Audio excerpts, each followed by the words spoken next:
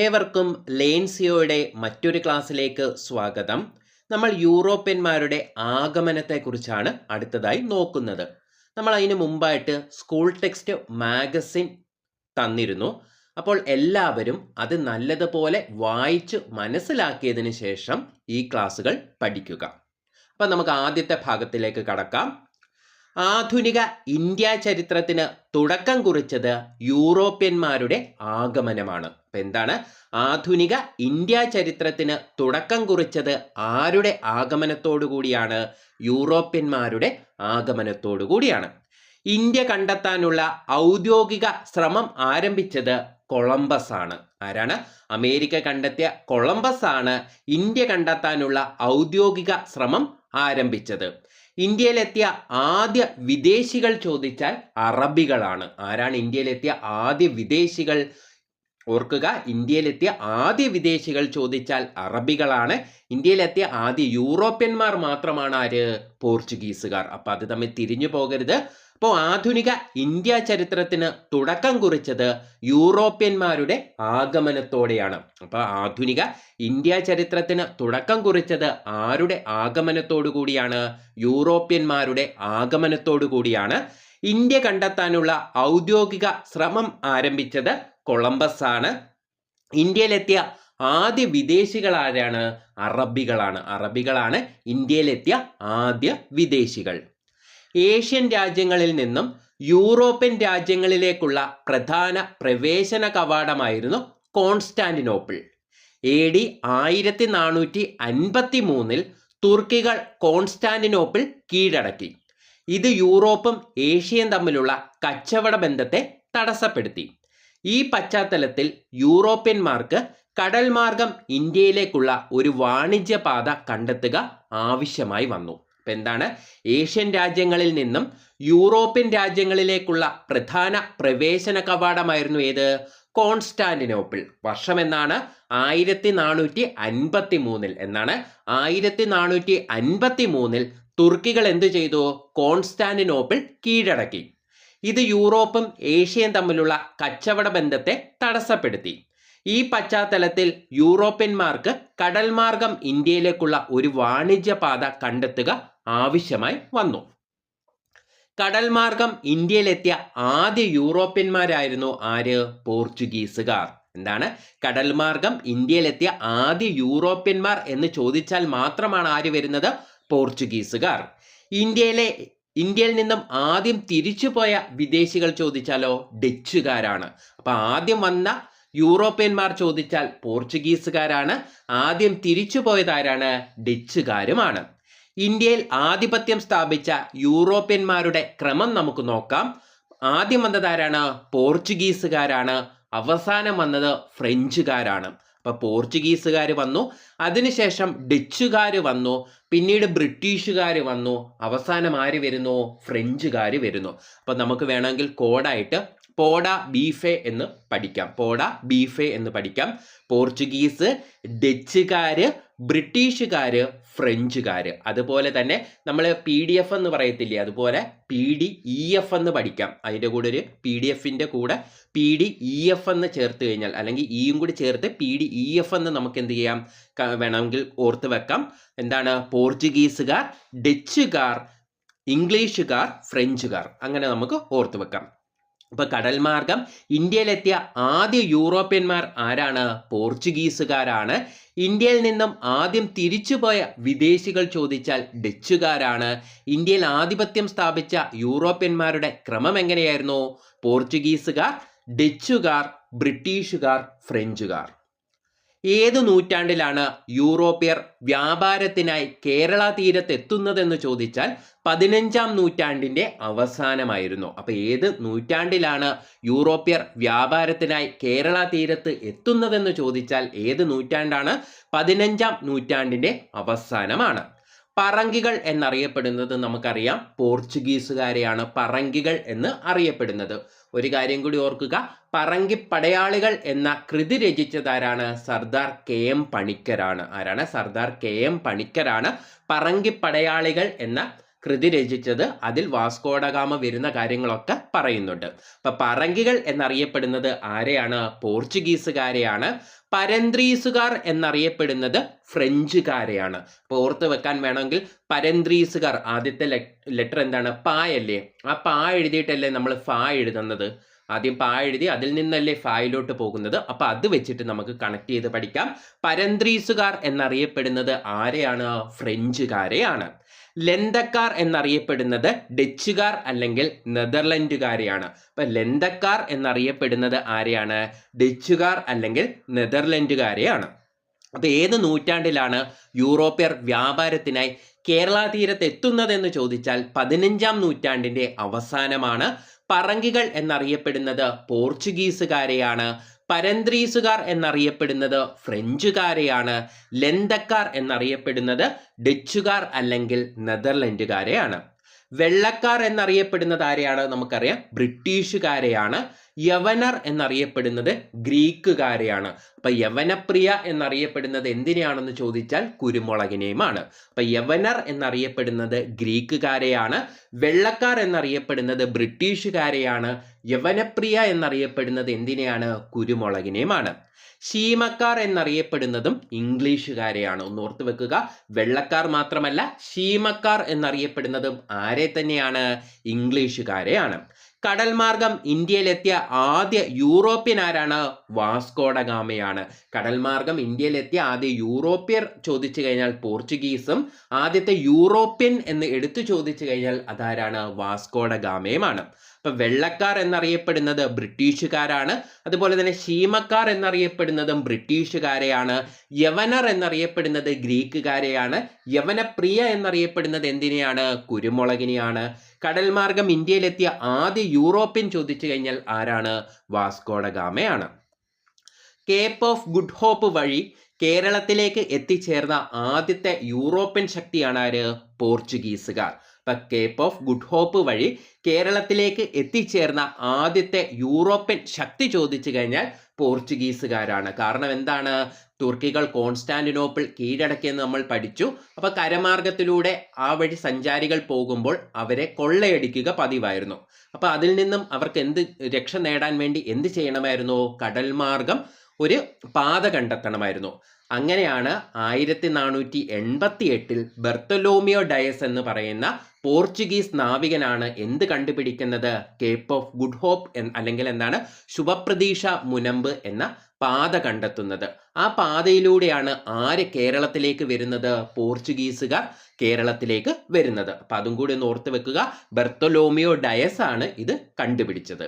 Vasco da Gama ഇന്ത്യയിലേക്കുള്ള ഐതിഹാസിക യാത്ര ആരംഭിച്ച സ്ഥലം ചോദിച്ചാൽ ലിസ്ബൺ ആണ്. പോർച്ചുഗലിന്റെ തലസ്ഥാനമായ ലിസ്ബൺ ആണ്. 1497 എന്ത് ചെയ്യുന്നത്?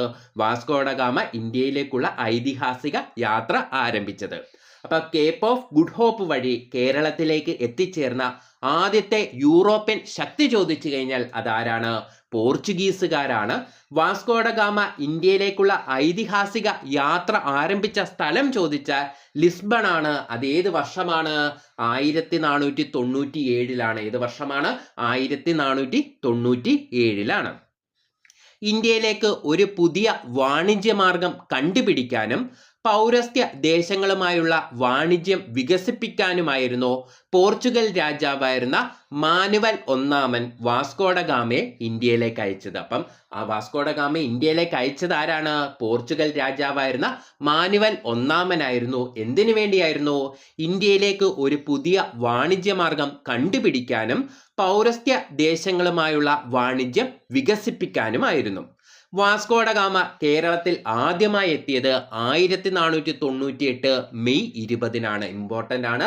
1498 മെയ് 20 ആദ്യമായി ആര് വരുന്നത്? വാസ്കോഡഗാമ വരുന്നത്. എവിടെയാണ് വരുന്നത്? കേരളത്തിലാണ് വരുന്നത്. അപ്പൊ 1497 ലിസ്ബണിൽ നിന്നും പുറപ്പെട്ട് 1498 മെയ് 20 ആയപ്പോൾ കേരളത്തിൽ വന്നു ചേർന്നു.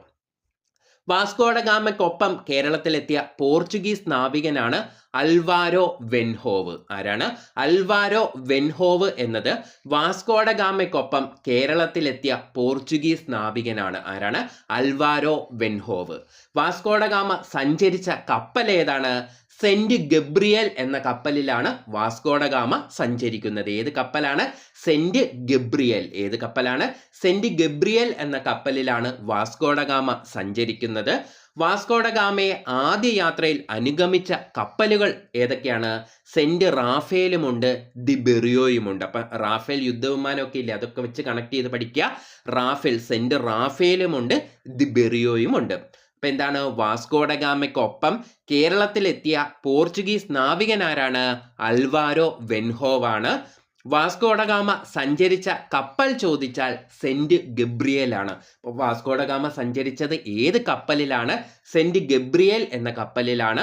വാസ്കോഡ ഗാമയെ ആദ്യ യാത്രയിൽ അനുഗമിച്ച കപ്പലുകൾ ചോദിച്ചാൽ സെന്റ് റാഫേലും അതുപോലെ തന്നെ ദി ബെറിയോയുമാണ്. ഏതൊക്കെയാണ്? സെന്റ് റാഫേലും ദി ബെറിയോയുമാണ് അനുഗമിച്ച കപ്പലുകൾ. എന്നാൽ വാസ്കോഡ ഗാമ സഞ്ചരിച്ച കപ്പൽ ചോദിച്ചാൽ സെന്റ് ഗബ്രിയേലുമാണ്. 1498 കോഴിക്കോട് ജില്ലയിലെ ചേമഞ്ചേരി പഞ്ചായത്തിലെ കാപ്പാട് കടപ്പുറത്ത് പന്തലായനി ബീച്ചിലാണ് വാസ്കോഡ ഗാമ കപ്പലിറങ്ങിയത്. അപ്പൊ എന്താണ്? 1498 എന്നാണ് 1498 കോഴിക്കോട് ജില്ലയിലെ ചേമഞ്ചേരി പഞ്ചായത്തിലെ കാപ്പാട് കടപ്പുറത്ത് പന്തലായനി ബീച്ചിലാണ് ആര് വരുന്നത്? വാസ്കോഡ ഗാമ കപ്പലിറങ്ങുന്നത്. വാസ്കോഡ ഗാമ കോഴിക്കോട്ട് നഗരത്തിന് അടുത്തുള്ള കോവിലകത്ത് ചെന്ന് സാമൂതിരിയെ സന്ദർശിച്ചെങ്കിലും അദ്ദേഹം കച്ചവടത്തോട് എതിർപ്പ് കാട്ടി. ഇതേ തുടർന്ന് 1498 ഓഗസ്റ്റിൽ വാസ്കോഡ ഗാമയ്ക്ക് കോഴിക്കോട് വിടേണ്ടി വന്നു. യാത്രാമധ്യേ അദ്ദേഹം കോലത്തിരി രാജാവിൻ്റെ ക്ഷണമനുസരിച്ച് കണ്ണൂരിൽ ഇറങ്ങി. അവിടെ പോർച്ചുഗീസുകാർക്ക് എല്ലാ വാണിജ്യ സൗകര്യങ്ങളും കോലത്തിരി വാഗ്ദാനം ചെയ്തു. പോർച്ചുഗീസ് കപ്പലിൽ ചരക്ക് കയറ്റുന്നതിനെ പറ്റി കോലത്തിരി വാസ്കോഡ ഗാമയുമായി ഒരു കരാറിൽ ഏർപ്പെട്ടു. അപ്പം നമുക്ക് വർഷം ഒന്നുകൂടി നോക്കാം. 1497 പോർച്ചുഗലിന്റെ തലസ്ഥാനമായ ലിസ്ബണിൽ നിന്നും ആര് പുറപ്പെടുന്നു? വാസ്കോഡ ഗാമ പുറപ്പെടുന്നു. 1498 മെയ് 20 ആയപ്പോഴേക്കും കോഴിക്കോട് എത്തി. ഇവിടെയാണ് കാപ്പാട് കടപ്പുറത്ത് വന്നിറങ്ങി. എന്നാൽ സാമൂതിരിയുടെ ഇഷ്ടം സമ്പാദിക്കാൻ ആർക്ക് സാധിച്ചില്ല? വാസ്കോഡ ഗാമയ്ക്ക് സാധിച്ചില്ല. അതുകൊണ്ട് തന്നെ വാസ്കോഡ ഗാമയ്ക്ക് 1498 ഓഗസ്റ്റ് ആയപ്പോഴേക്കും കോഴിക്കോട് വിടേണ്ടി വന്നു. അങ്ങനെ വാസ്കോഡ ഗാമ പോയപ്പോൾ സാമൂതിരിയോട് ശത്രുതയുണ്ടായിരുന്ന കണ്ണൂരിലെ കോലത്തിരി രാജാവ് എന്തു ചെയ്തു? വാസ്കോഡ ഗാമയെ കണ്ണൂരിലേക്ക് ക്ഷണിച്ചു. അങ്ങനെ എന്ത് ചെയ്തു? അവിടെ പോർച്ചുഗീസുകാർക്ക് എല്ലാ വാണിജ്യ സൗകര്യങ്ങളും കോലത്തിരി വാഗ്ദാനം ചെയ്തു. പോർച്ചുഗീസ് കപ്പലിൽ ചരക്ക് കയറ്റുന്നതിനെ പറ്റി കോലത്തിരി വാസ്കോഡ ഗാമയുമായി ഒരു കരാറിലും ഏർപ്പെട്ടു. വാസ്കോഡ ഗാമ 1498 നവംബറിൽ കണ്ണൂരിൽ നിന്ന് പുറപ്പെട്ട് 1499 എവിടെ എത്തി? ലിസ്ബണിൽ എത്തി. 1499 വാസ്കോഡ ഗാമ ലിസ്ബണിൽ എത്തിയ ശേഷം പോർച്ചുഗീസ് രാജാവ് ഇന്ത്യയിലേക്ക് അയച്ച പ്രതിനിധിയാണ് അൽവാരിസ് കബ്രാൾ. ചോദിച്ചിട്ടുള്ളതാണ്. എന്താണ്? വാസ്കോഡ ഗാമയ്ക്ക് ശേഷം ഇന്ത്യയിലെത്തിയ പോർച്ചുഗീസ് പ്രതിനിധി ആരാണെന്ന് ചോദിച്ചാൽ അൽവാരിസ് കബ്രാൾ ആണ്. ഏത് വർഷമാണ്? 1500. അപ്പോൾ ഒന്നും നോക്കണ്ട, നമുക്ക് പഠിക്കാം. 1497 എന്തു ചെയ്തു? വാസ്കോഡ ഗാമ അവിടെ നിന്ന് പുറപ്പെട്ടു. ലിസ്ബണിൽ നിന്ന് ഇന്ത്യയിലേക്ക് പുറപ്പെട്ടു. 1498 മെയ് 20 എവിടെ വന്നു? ഇന്ത്യയിൽ വന്നു, അല്ലെങ്കിൽ കോഴിക്കോട് കാപ്പാട് വന്നു. അതിനുശേഷം 1498 ഓഗസ്റ്റ് ആയപ്പോഴേക്കും സാമൂതിരിയുടെ എതിർപ്പിനെ തുടർന്ന് എന്തു ചെയ്തു? വാസ്കോഡ ഗാമ തിരിച്ചു പോവുകയായിരുന്നു. അങ്ങനെ നോക്കുമ്പോൾ എന്ത് ചെയ്തു? കോലത്തിരി എന്ത് ചെയ്തു? വാസ്കോഡ ഗാമയെ അവിടെ ക്ഷണിച്ചു. അതിനുശേഷം 1498 നവംബറിൽ എന്ത് ചെയ്തു? കണ്ണൂരിൽ നിന്ന് പുറപ്പെട്ടു. തൊട്ടടുത്ത വർഷമായ 1499 എവിടെ തിരിച്ചെത്തി? ലിസ്ബണിൽ തിരിച്ചെത്തി. 1499 വാസ്കോഡ ഗാമ ലിസ്ബണിൽ എത്തിയ ശേഷം പോർച്ചുഗീസ് രാജാവ് ഇന്ത്യയിലേക്ക് അയച്ച പ്രതിനിധിയുടെ പേരെന്തായിരുന്നു? അൽവാരിസ് കബ്രാൾ എന്നതായിരുന്നു. ഏത് വർഷമായിരുന്നു? 1500. സാമൂതിരിയുമായി ധാരണയിലെത്തിയ അൽവാരിസ് കബ്രാളിന്റെ പ്രതിനിധി ആരാണെന്ന് ചോദിച്ചാൽ ഐറസ് കൊറിയയാണ്. അപ്പൊ എന്താണ്, സാമൂതിരിയുമായി ധാരണയിലെത്തിയ അൽവാരിസ് കബ്രാളിന്റെ പ്രതിനിധി ആരാണെന്ന് ചോദിച്ചാൽ ആരാണ്, ഐറസ് കൊറിയയാണ്. എന്നാൽ കോഴിക്കോട്ടെ അറബികളുമായി ഉണ്ടായ പ്രശ്നങ്ങളെ തുടർന്ന് കബ്രാളിന്റെ നേതൃത്വത്തിലുള്ള പോർച്ചുഗീസ് സംഘം എങ്ങോട്ട് പോകേണ്ടി വന്നു, കൊച്ചിയിലേക്ക് പോകേണ്ടി വന്നു. അത് ഏത് വർഷമാണ്, 1500 ഡിസംബർ 25-ലാണ്. അപ്പൊ എന്താണ്, കോഴിക്കോട്ടെ അറബികളുമായി ഉണ്ടായ പ്രശ്നങ്ങളെ തുടർന്ന് കബ്രാളിന്റെ നേതൃത്വത്തിലുള്ള പോർച്ചുഗീസ് സഖ്യം എങ്ങോട്ട് പോയി, കൊച്ചിയിലേക്ക് പോയി. അത് ഏത് വർഷം, 1500 ഡിസംബർ 25-നാണ്. കൊച്ചിയിൽ ഒരു വ്യാപാരശാല നിർമ്മിക്കാൻ കൊച്ചി രാജാവ് അവർക്ക് അനുവാദം നൽകുകയും ഒരു ഉടമ്പടിയിൽ ഏർപ്പെടുകയും ചെയ്തു. ഒറ്റക്കാര്യം ഓർത്താൽ മതി, ആലോചിച്ചാൽ മതി. എന്താണ്, കോഴിക്കോട് നിൽക്കാൻ പോർച്ചുഗീസുകാരെ ആര് സമ്മതിക്കുന്നില്ല, സാമൂതിരി സമ്മതിക്കുന്നില്ല. എന്നാൽ സാമൂതിരിയുമായി ശത്രുതയിലുണ്ടായിരുന്ന കൊച്ചി രാജാവും കണ്ണൂരിലെ കോലത്തിരി രാജാവും ആർക്ക് അഭയം കൊടുക്കുന്നുണ്ട്, പോർച്ചുഗീസുകാർക്ക് അഭയം കൊടുക്കുന്നുണ്ട്. വാസ്കോഡ ഗാമയ്ക്കും കബ്രാളിനും ശേഷം ഇന്ത്യയിലെത്തിയ മൂന്നാമത്തെ പോർച്ചുഗീസ് പര്യടന സംഘത്തിന്റെ നേതൃത്വം നൽകിയത് ജെവോഡോ നോവയാണ്. അപ്പൊ ആദ്യം വന്നത് ആരായിരുന്നു, വാസ്കോഡ ഗാമയാണ്. വാസ്കോഡ ഗാമയ്ക്ക് ശേഷം വന്നത് കബ്രാൾ ആയിരുന്നു. അതിനുശേഷം വന്നത് ആരാണ്, ജെവോഡോ നോവയാണ്. ഒന്ന് ഓർത്ത് വെക്കുക, ജെവോഡോ നോവയാണ്. വാസ്കോഡ ഗാമ രണ്ടാമതായി കേരളത്തിലെത്തിയ വർഷം 1502-ലാണ്. ആദ്യം എന്നായിരുന്നു പുറപ്പെട്ടത്, 1497 പുറപ്പെട്ടു. 1498 കേരളത്തിൽ വന്നു. 1499 തിരിച്ചെവിടെ പോയി, ലിസ്ബണിൽ പോയി.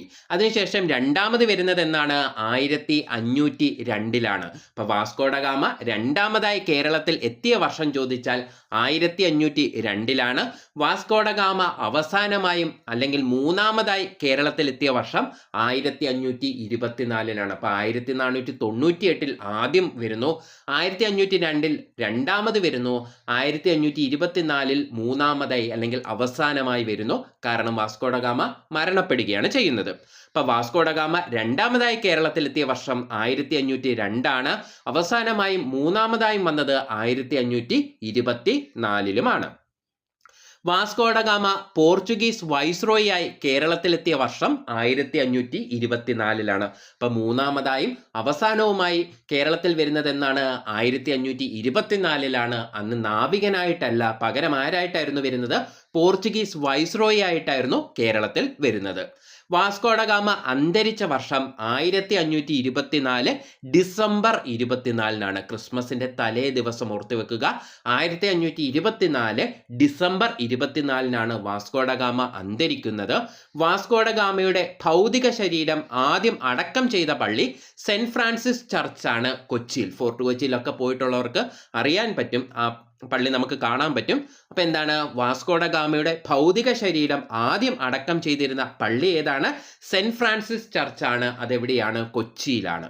വാസ്കോഡ ഗാമയുടെ ഭൗതിക ശരീരം കൊച്ചിയിൽ നിന്നും മാറ്റി പോർച്ചുഗലിലേക്ക് കൊണ്ടുപോയ വർഷം ചോദിച്ചാൽ 1539-ലാണ്. അപ്പൊ വാസ്കോഡ ഗാമയുടെ ഭൗതിക ശരീരം കൊച്ചിയിൽ നിന്നും മാറ്റി പോർച്ചുഗലിലേക്ക് കൊണ്ടുപോയ വർഷം എന്നാണ്, 1539-ലാണ്. അപ്പൊ വാസ്കോഡ ഗാമ പോർച്ചുഗീസ് വൈസ്രോയിയായി കേരളത്തിൽ എത്തിയ വർഷം 1524-ആണ്. വാസ്കോഡ ഗാമ അന്തരിച്ച വർഷം ചോദിച്ചാൽ 1524 ഡിസംബർ 24-നാണ്. വാസ്കോഡ ഗാമയുടെ ഭൗതിക ശരീരം ആദ്യം അടക്കം ചെയ്തിരുന്ന പള്ളി ഏതാണ്, സെന്റ് ഫ്രാൻസിസ് ചർച്ചാണ്. അതെവിടെയാണ്, കൊച്ചി അല്ലെങ്കിൽ ഫോർട്ട് കൊച്ചിയിലാണ്. വാസ്കോഡ ഗാമയുടെ ഭൗതിക ശരീരം കൊച്ചിയിൽ നിന്നും മാറ്റി പോർച്ചുഗലിലേക്ക് കൊണ്ടുപോയ വർഷം ചോദിച്ചാൽ 1539-ലാണ്. എന്നാണ്, 1539-ലാണ്. വാസ്കോഡ ഗാമയുടെ ഭൗതികാവശിഷ്ടം ഇപ്പോൾ സ്ഥിതി ചെയ്യുന്നത് ജെറോണിമസ് കത്തീഡ്രലാണ്. ലിസ്ബണിലുള്ള ജെറോണിമസ് കത്തീഡ്രൽ എന്ന പള്ളിയിലാണ് വാസ്കോഡ ഗാമയുടെ ഭൗതികാവശിഷ്ടം ഇപ്പോൾ സ്ഥിതി ചെയ്യുന്നത്. വാസ്കോഡ ഗാമ എന്ന സ്ഥലം സ്ഥിതി ചെയ്യുന്നത് എവിടെയാണ്, ഗോവയിലാണ്. ഗോവയിലെ ഒരു വലിയ പട്ടണമാണ് ഇത്, വാസ്കോഡ ഗാമ എന്നത്. ഇന്ത്യൻ മഹാസമുദ്രത്തിലെ സേനാധിപതി എന്ന് വാസ്കോഡ ഗാമയെ വിശേഷിപ്പിച്ചത് മാനുവൽ രാജാവാണ്. അപ്പൊ ഇന്ത്യൻ മഹാസമുദ്രത്തിലെ സേനാധിപതി എന്നറിയപ്പെടുന്നത് ആരെയാണ്, വാസ്കോഡ ഗാമയാണ്. ഇങ്ങനെ വിശേഷിപ്പിച്ചത് ആരാണ്, മാനുവൽ രാജാവുമാണ്. അപ്പോൾ വാസ്കോഡ ഗാമയുടെ ഭൗതികാവശിഷ്ടം ഇപ്പോൾ സ്ഥിതി ചെയ്യുന്നത് ജെറോണിമസ് കത്തീഡ്രലിലാണ്. അതെവിടെയാണ്? ലിസ്ബണിലാണ്. വാസ്കോഡ ഗാമ എന്ന സ്ഥലം സ്ഥിതി ചെയ്യുന്നത് എവിടെയാണ്? ഗോവയിലാണ് സ്ഥിതി ചെയ്യുന്നത്. ഇന്ത്യൻ മഹാസമുദ്രത്തിലെ സേനാധിപതി എന്ന് വാസ്കോഡ ഗാമയെ വിശേഷിപ്പിച്ചതാരാണ്? മാനുവൽ രാജാവുമാണ്.